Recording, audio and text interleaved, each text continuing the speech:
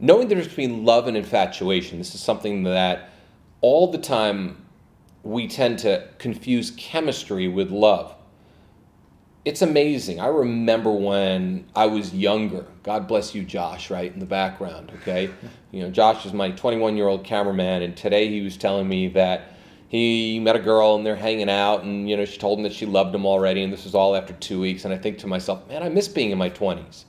I miss being infatuated all the time, because that's what we did in our 20s. We would get infatuated whenever we would meet somebody. We would think it was love, and we would create this whole story that we thought this person was. And I'm guilty of it too. I remember I used to fall in love all the time in my 20s. I was constantly creating stories about people.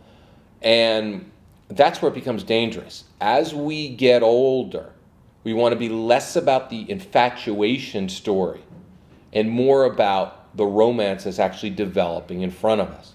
So here's a few checks and balances that I'm going to give you women today that are going to help you know whether you're with Flynn Rider from Tangled or whether you're from the evil man in one of the other movies, okay? It's either he's going to be a good Disney guy, he's going to be a bad Disney guy. But anyway, here's the deal.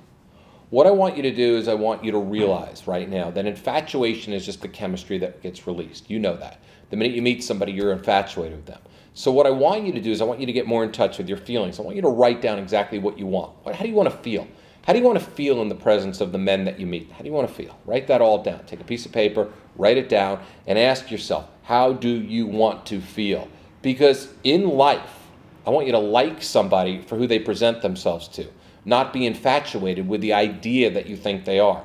And that's what happens. That's what happens to a lot of people. Real love is actually getting to know somebody on much deeper levels. Infatuation is creating a story, a romantic hero story about that person instead of really connecting, instead of really getting to know that person on such a deeper level.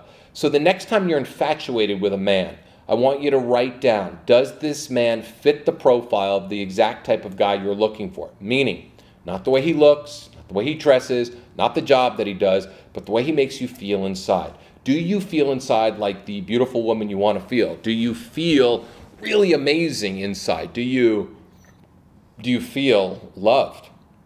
Describe it. Write it down. Because I'd like to see you find love and not just infatuation.